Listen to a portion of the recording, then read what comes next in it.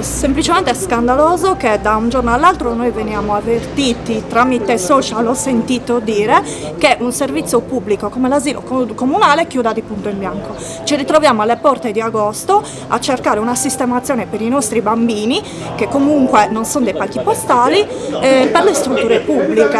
Un centro di eccellenza come l'asilo comunale non deve assolutamente chiudere, anche perché i nostri bambini si trovano benissimo e le maestre sono bravissime, per cui per noi è assolutamente privo di senso.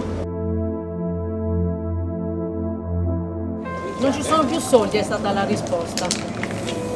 Oggi noi protestiamo, cioè associamo la protesta di tutti i genitori alla rabbia e con la volontà di lasciare aperto questo luogo, anche a costo di stare qui a dormire la notte.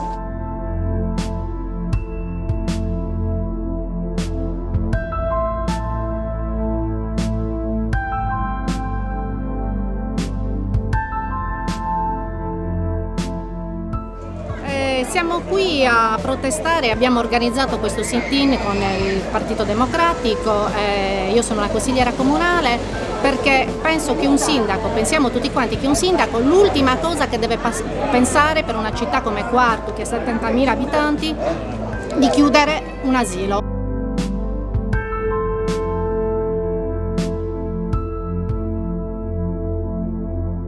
Tutti i servizi della nostra città vengono puntualmente tagliati, tutti i servizi della nostra città ormai non hanno più la possibilità di trovare un giusto conforto per dare risposte ai cittadini.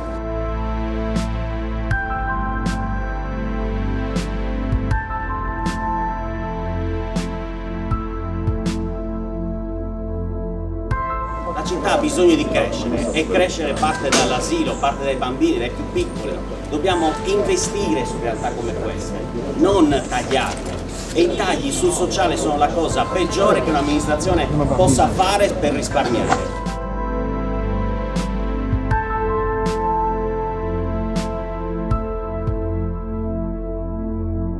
Faccio parte della Commissione Servizi Sociali come consigliere di minoranza.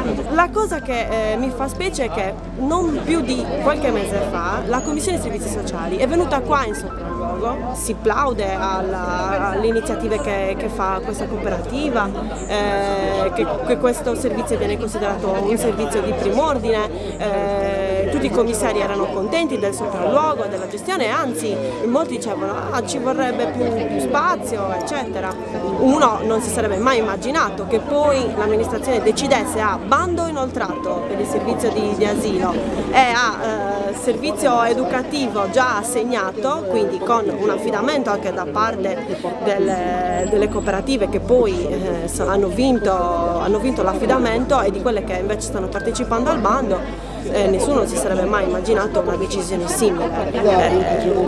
La cosa che mi dispiace è che né i consiglieri né la giunta tra loro si parlino, perché non è possibile che una commissione venga qui e sia felice del servizio e poi la giunta faccia tutto il contrario.